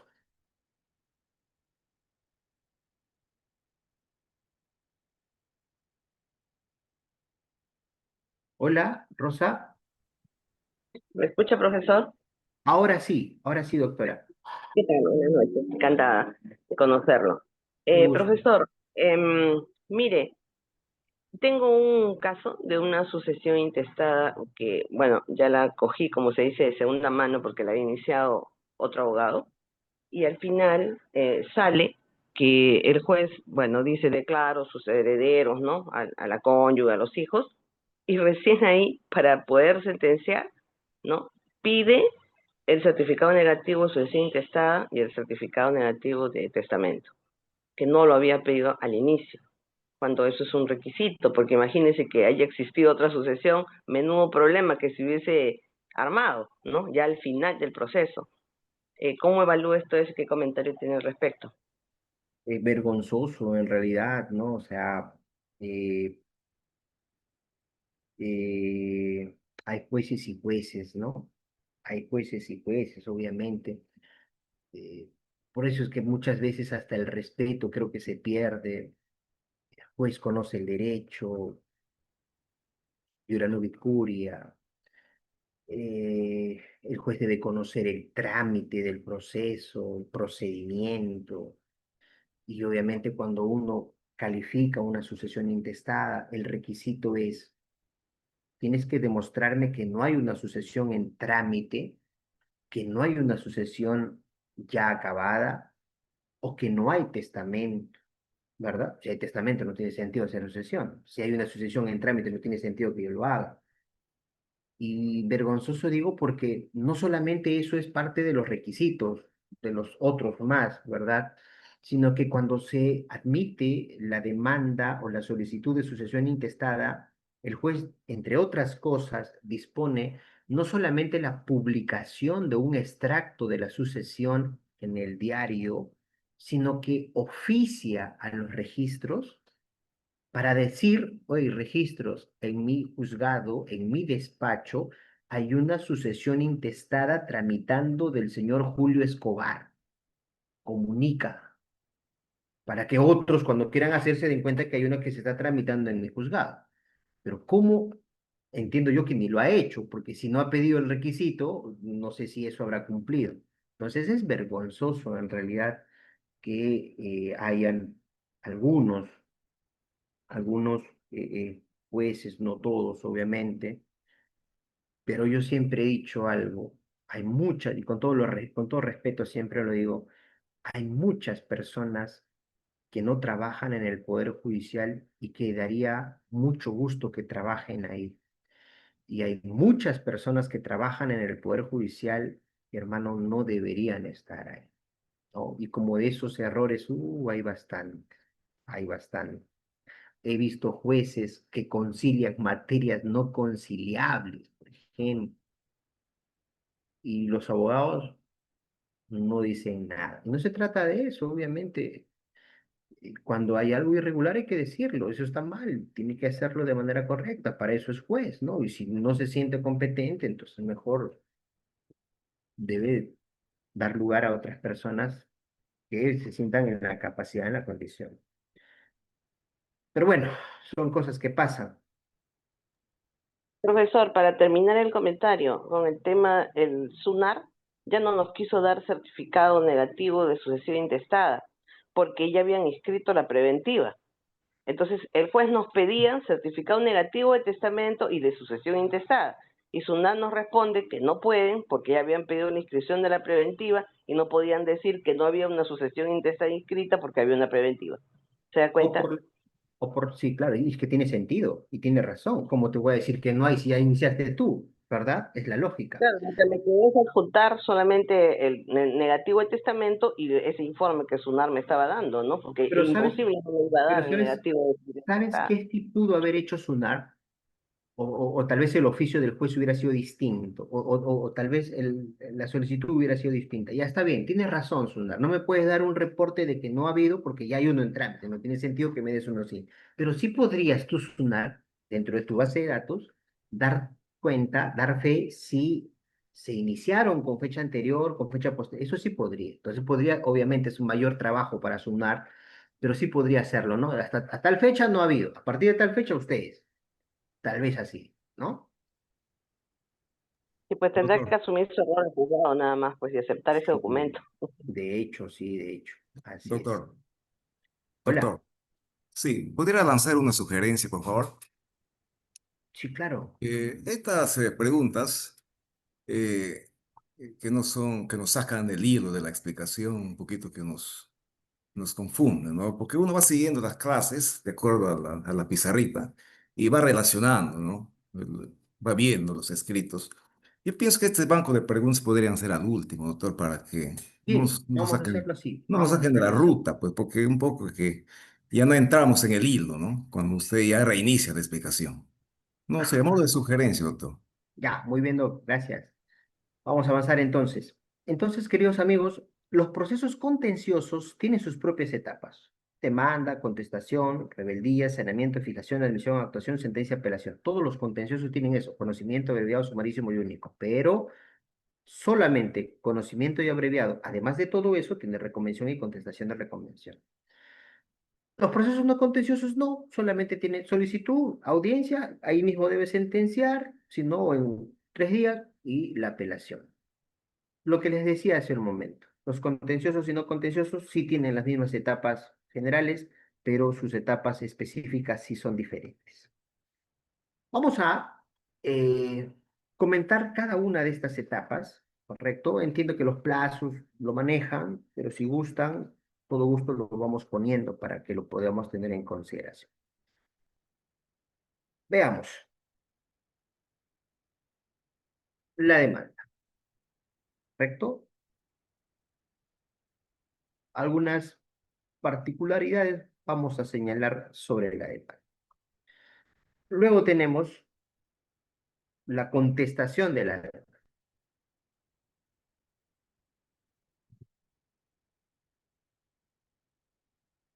Luego tenemos que si es que no contesta, ¿verdad? Vamos a ponerlo así, si es que no contesta, se le declara remedio. En cualquiera de estos supuestos, ¿verdad? En cualquiera de estos supuestos vienen las siguientes etapas, ¿no? El saneamiento procesal, ¿no? Saneamiento procesal. Viene la fijación de puntos controvertidos y ahí mismo la admisión de medios probatorios. Pero para fines académicos vamos a ponerle así: fijación de puntos controvertidos, admisión de medios probatorios. Después de la fijación de puntos controvertidos y medios probatorios, la admisión de medios probatorios, viene la actuación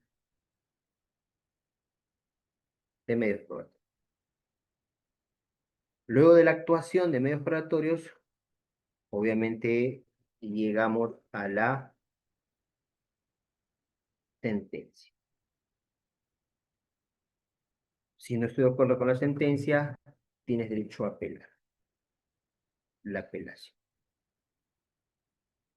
Ahí es.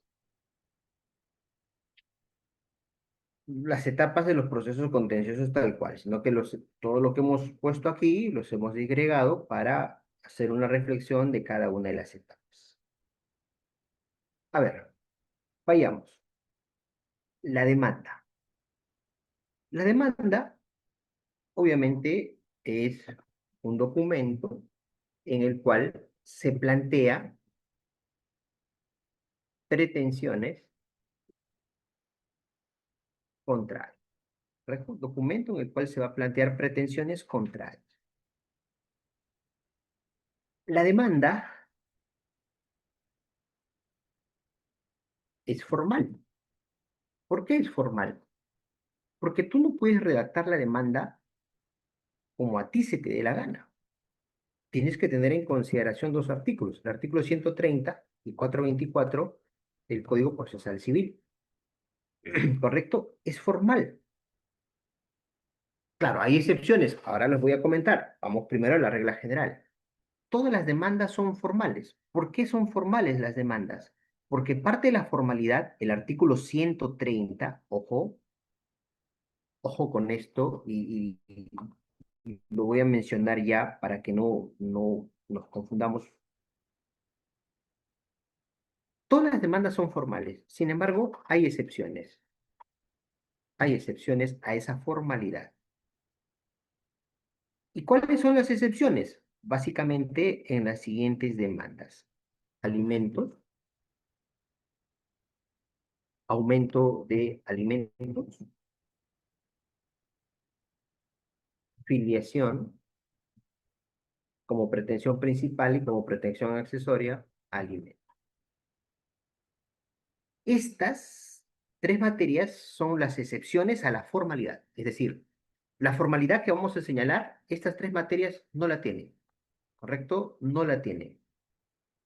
Todo lo que vamos a señalar es para todas las otras materias, menos para esta porque esa es la excepción. Muy bien. La demanda es formal, ¿por qué? Porque el artículo 130 nos dice todas las demandas tienen que hacerse por escrito. Máquina escribir, dice el artículo 130, o cualquier otro medio técnico análogo, computadora. Todas las demandas tienen que hacerse por escrito, salvo alimentos, aumento de alimentos, filiación, que pueden ser a mano. Es la excepción. Uno. Dos. Todas las demandas requieren firma de abogado, salvo las excepciones, alimentos, aumento de alimentos, filiación y alimentos. Todas las demandas hay que pagar aranceles judiciales. ¿Cuáles? Cédulas de notificación, ofrecimiento de medios probatorios, salvo las excepciones, alimentos, aumento de alimentos, filiación. ¿Estamos? En la demanda, ojo, deben de tener en consideración que en el derecho civil la demanda se rige por un principio importante, el principio de iniciativa de parte. ¿Qué quiere decir con esto? En el derecho civil, el que no llora no mama, como se dice criollamente. Aquí el único que puede demandar es el propio perjudicado. No puede demandar cualquier otra persona, salvo que tenga poder, ¿verdad? Es distinto, ahí lo legitimas. No es como el derecho penal. En el derecho penal yo no voy a denunciar al juez, señor juez, me robaron. No, yo en el derecho penal voy al fiscal para que al final el fiscal investigue y como titular de la acción penal él denuncie. En el derecho civil no pasa eso. Señor fiscal, mi inquilino no se quiere ir, desalójelo. Pedro no me quiere pagar, señor fiscal, dígale que me pague. El fiscal te va a ver y te va a decir, bueno, a mí no me importa el derecho civil, es tu problema. Si tú quieres, demándalo tú, yo no voy a demandar. Es una acción privada. Por eso es el principio de iniciativa de parte. Solo demanda el propio perjudicado. Claro, yo soy el perjudicado, yo debo demandar, salvo que yo legitime a otro a través de un poder que es totalmente distinto.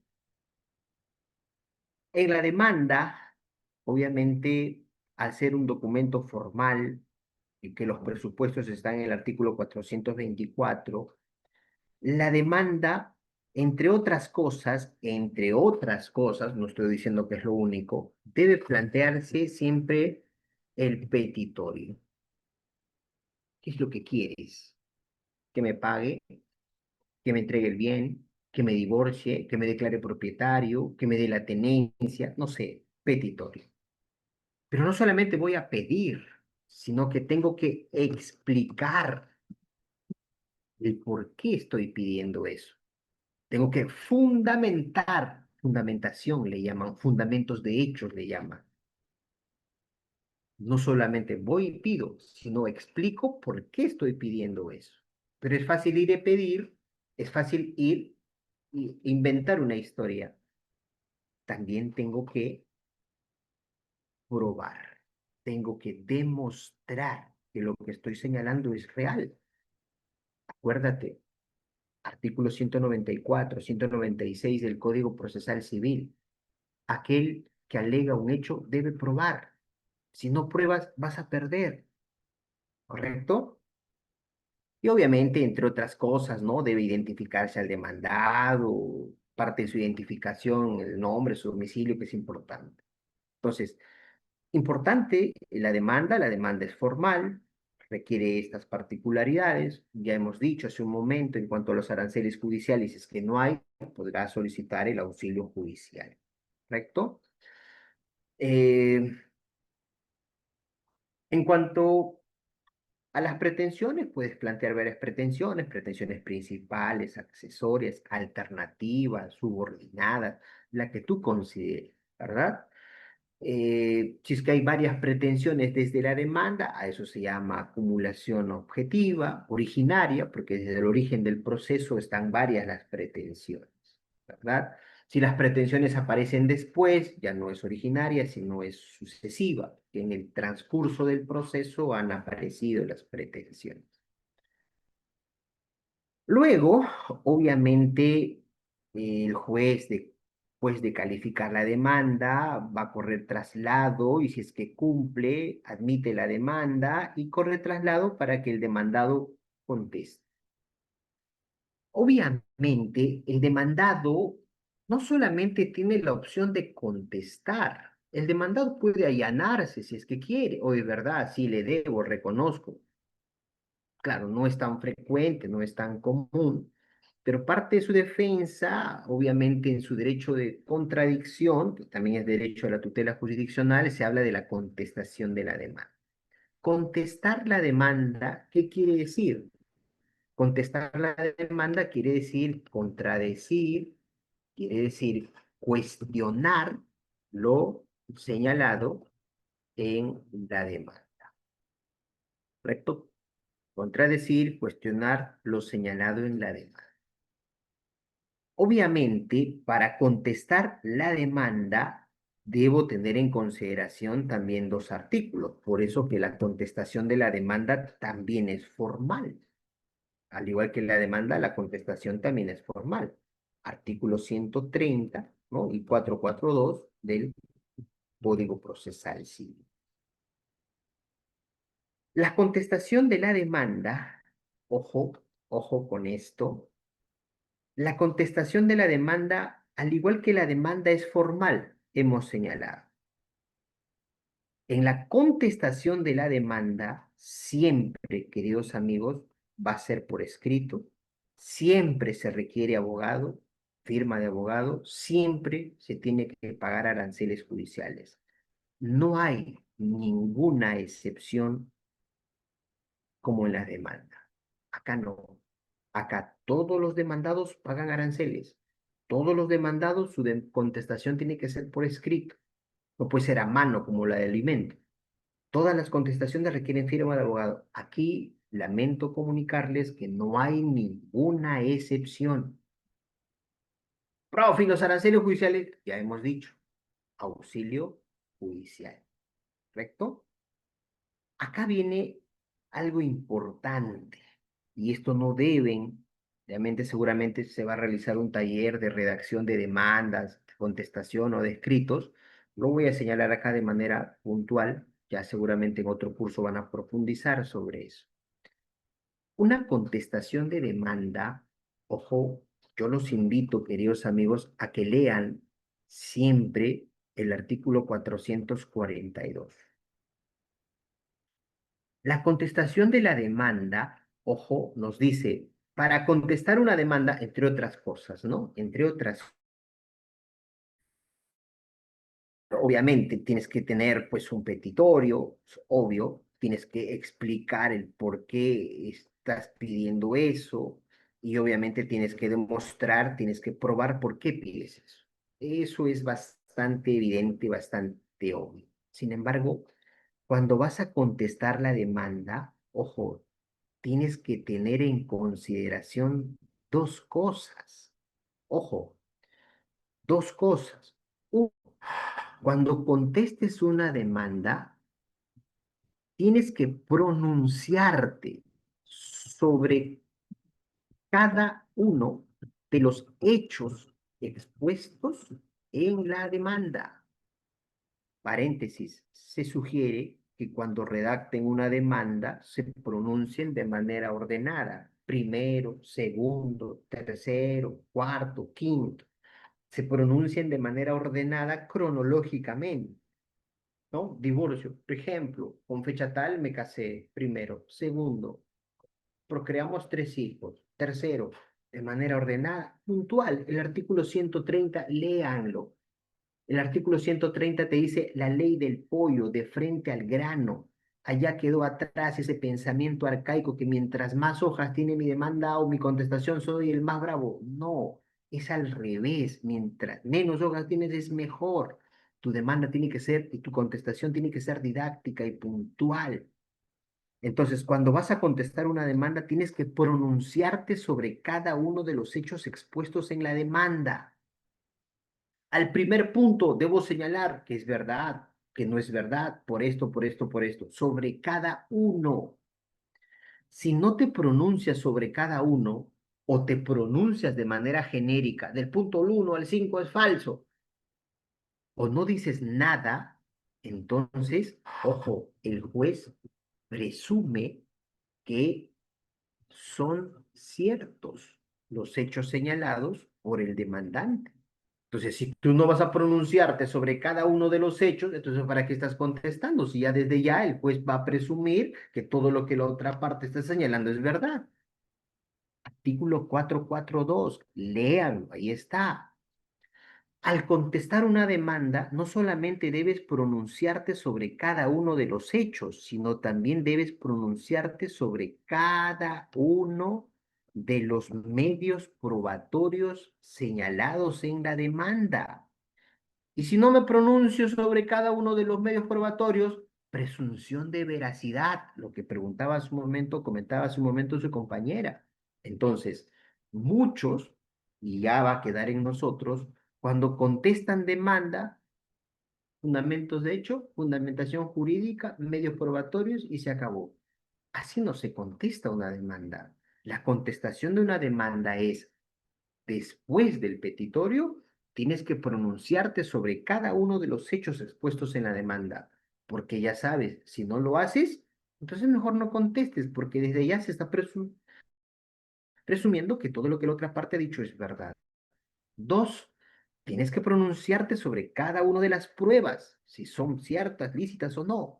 Y después recién vienen tus fundamentos de hecho, la fundamentación jurídica, tus medios probatorios, etcétera. Repito, si no te pronuncias sobre los hechos, cada uno de los hechos, cada una de las pruebas, entonces se presume que son ciertos. Y si eso es así, brother, no tiene sentido contestar algo que ya sabemos que está mal. Parte de esa formalidad, parte de esa formalidad de la contestación de la demanda es que yo no puedo contestar cuando a mí se me dé la gana.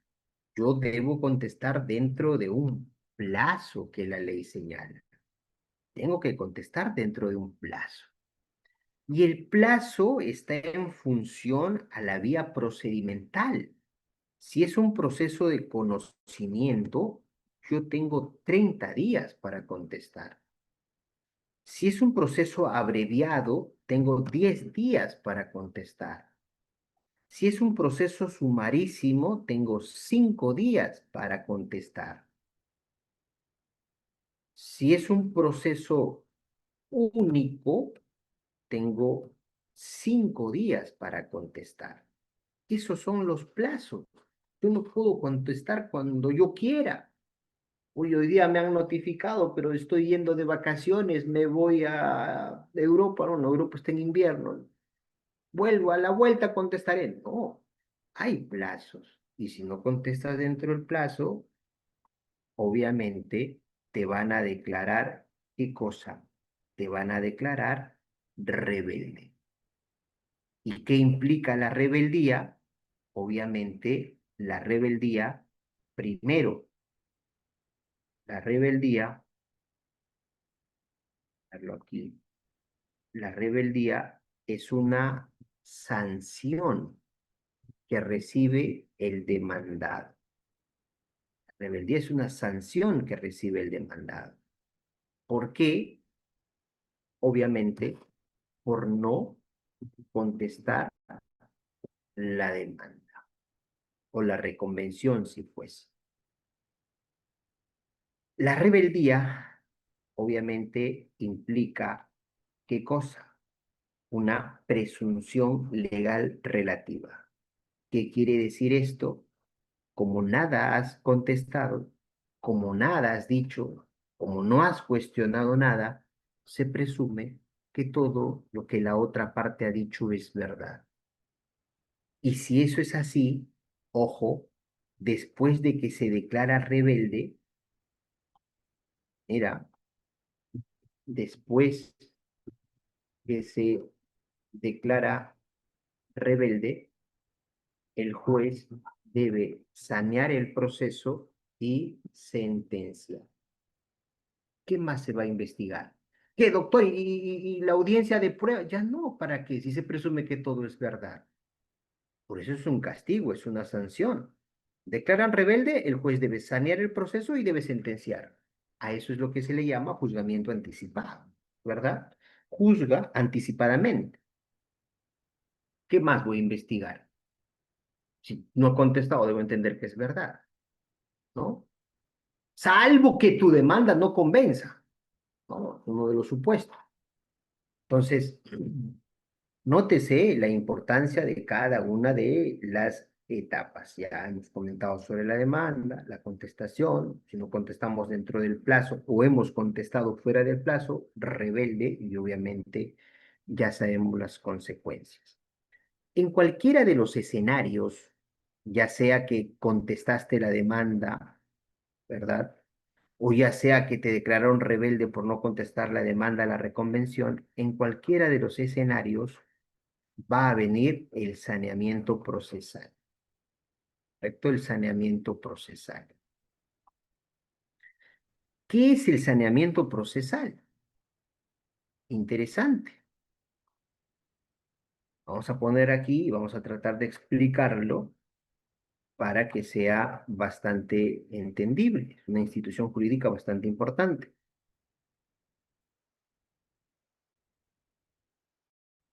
Sí, claro, pero siempre para que se pueda actuar, Martín, las pruebas previamente tienen que admitirse, ¿verdad? Y ya el juez verá si admite o no. A ver, ¿qué es el saneamiento procesal? Vean, en el saneamiento procesal lo que se busca es la existencia de una relación jurídica procesal, pero válida. Que el vínculo jurídico procesalmente sea válido, que exista una relación jurídica procesal válida. Doctor, ¿y cómo es que llegamos a que exista una relación jurídica procesal válida? Que el vínculo procesal que hay entre las partes sea el válido. Ah, miren, llegamos en base a varios supuestos. Primero,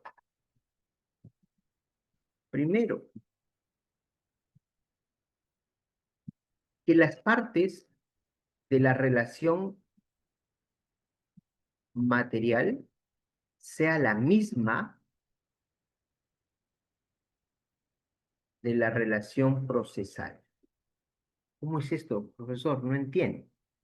Que las partes de la relación material sean las mismas partes de la relación procesal. Si son las mismas partes, entonces hay una relación jurídica procesal válida y por lo tanto saneado el proceso.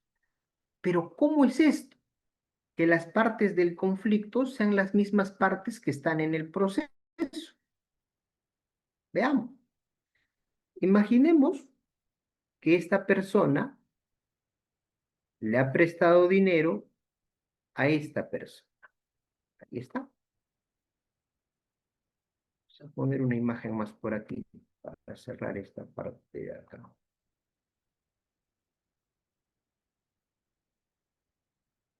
Imaginemos que esta persona se llama Juan. Juan le ha prestado dinero, ¿no? Contrato de mutuo, le ha prestado dinero a esta persona llamado Pedro. Ahí está. Juan le ha prestado dinero a Pedro. Obviamente, al prestarle dinero, ellos tienen, sin duda, y nadie va a cuestionar ni discutir,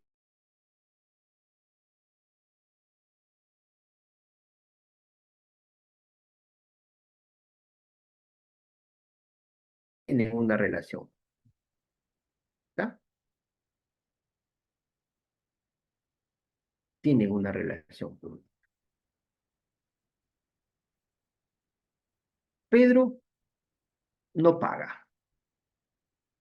Por lo tanto, Juan está triste y lo que Juan le cuenta a su amiga María, ¿verdad? Le cuenta a su amiga María, le dice, oye, ¿sabes qué? Pedro no me paga, María quiere mucho a Juan, y entonces María, obviamente, presenta una demanda de obligación de dar suma de dinero, ejemplo, ¿no? A Pedro.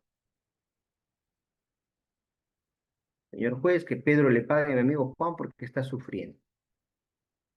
Obviamente, al estar en un proceso judicial, al estar ellos en un proceso judicial, se entiende que ellos tienen ahora, María y Pedro, una relación jurídica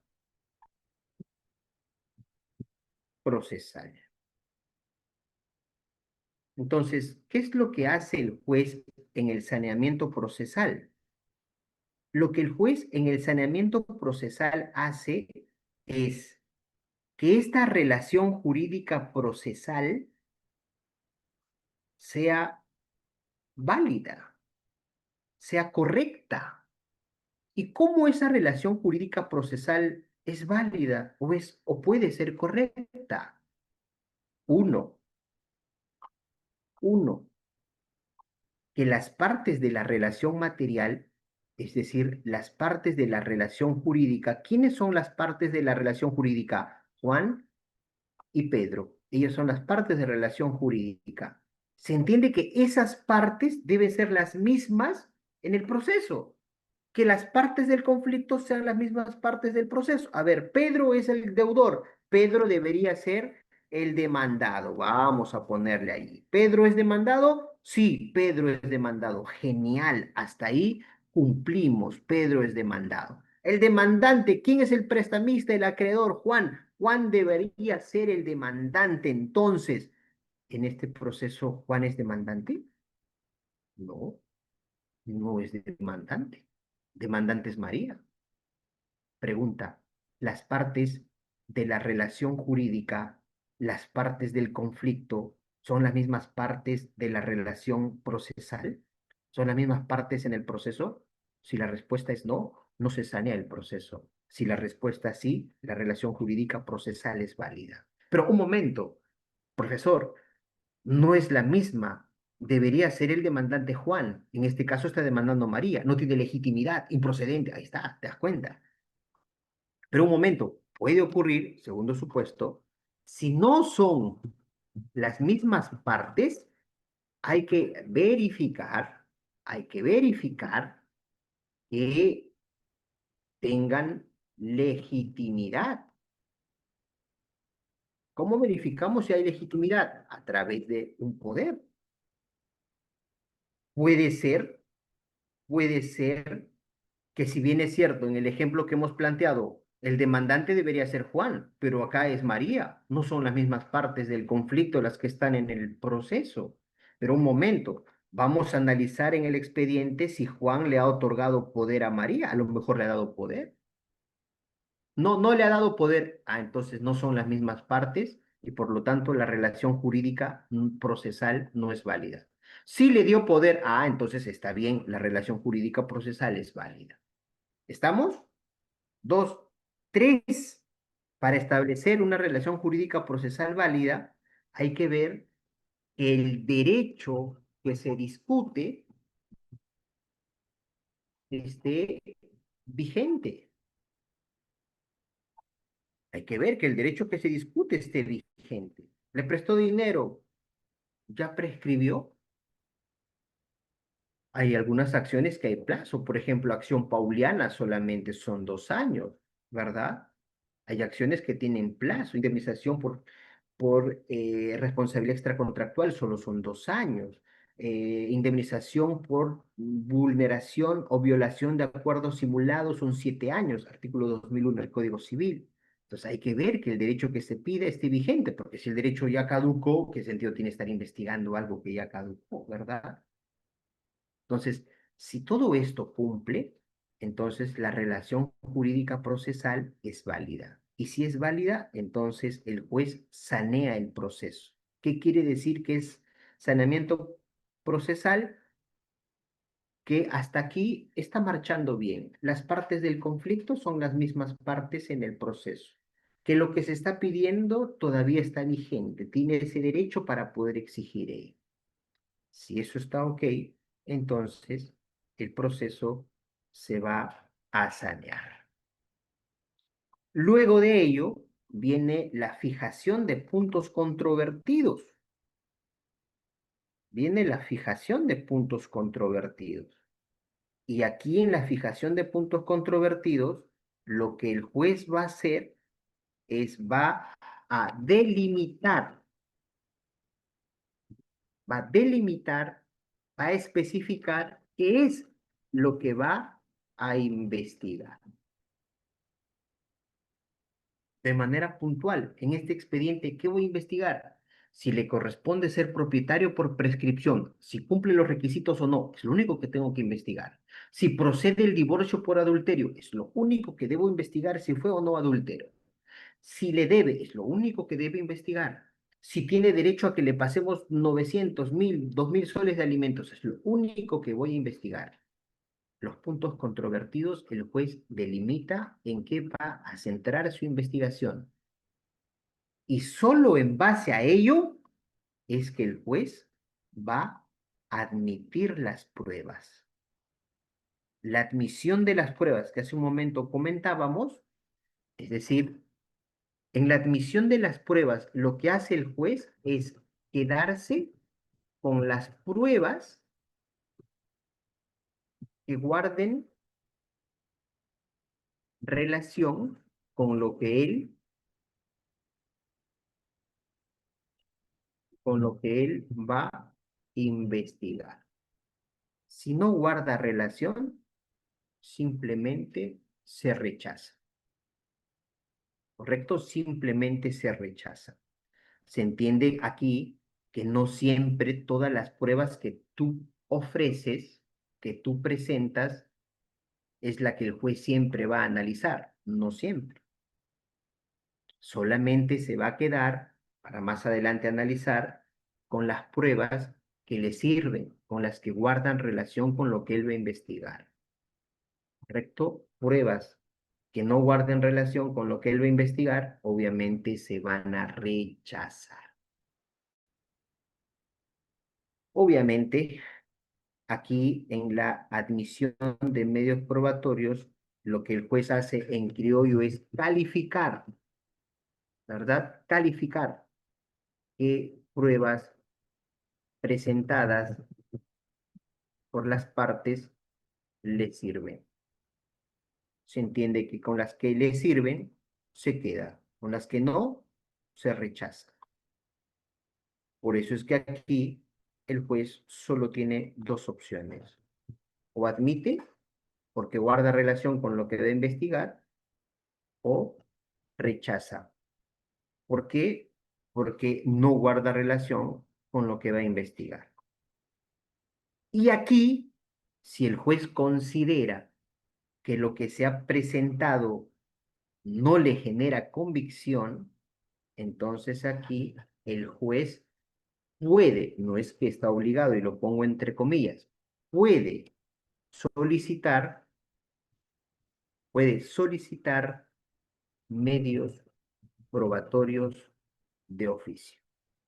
¿Para qué solicitaría medios probatorios de oficio? Para que le genere convicción y pueda tomar una buena decisión.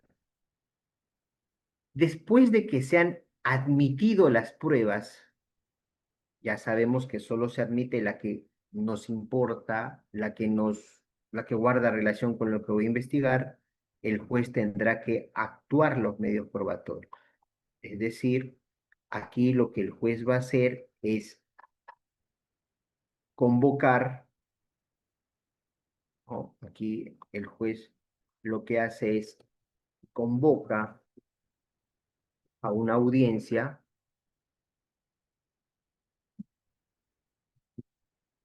y actúa las pruebas. Es decir, escucha a los testigos, escucha las partes, ese es actuar las pruebas. Visualiza los videos, escucha los audios, hace inspecciones judiciales, ese es actuar las pruebas. Y luego que ya ha actuado todas las pruebas, obviamente no le queda más al juez que tendrá que sentenciar. Y obviamente al sentenciar se entiende que tiene que hacer un análisis sistemático de las pruebas con lo señalado en los escritos de demanda y contestación de demanda. Y con eso él pueda tomar una decisión. Y claro, esa decisión se le va a notificar a las partes y si no están de acuerdo, dentro de un plazo, ¿verdad? Dentro de un plazo también tendrán derecho a apelar. Y el plazo, evidentemente, está en función a la vía procedimental. Si es un proceso de conocimiento, tengo 10 días para apelar. Si es un proceso abreviado, tengo 5 días para apelar. Si es un proceso sumarísimo, tengo 3 días para apelar. Si es un proceso único, tengo también 3 días para apelar. Entonces, el plazo estará en función a la vía procedimental. Y con esto, queridos amigos, creo que hemos tratado de reflexionar, evidentemente, en las etapas de los procesos del proceso civil. Wow, son las 9 ya, la hora nos ha ganado. Yo agradezco infinitamente a la institución por la confianza en mi persona.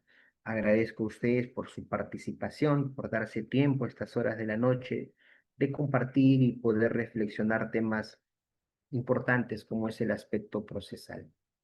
Sin otro en particular, quedo de ustedes. Gracias, gracias por la atención.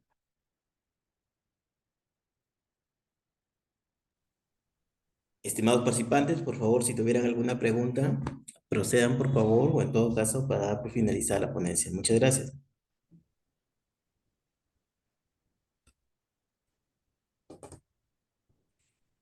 Bien, estimado doctor, al parecer no hay preguntas. Le agradecemos infinitamente por su destacada ponencia en la Casa de Estudios CEPRE Perú. Nos estamos viendo en otra oportunidad. Muchas gracias y muy buenas noches. Gracias, muy amable. Buenas noches. Gracias, doctor. También agradecemos a nuestros participantes por su valiosa participación activa en esta ponencia. Nos estamos viendo el próximo miércoles con la destacada participación de la doctora Maribel Yacupón. Muy buenas noches y asimismo precisar que el material académico del día de hoy estará disponible mañana para que lo puedan seguir revisando. Muchas gracias, muy buenas noches.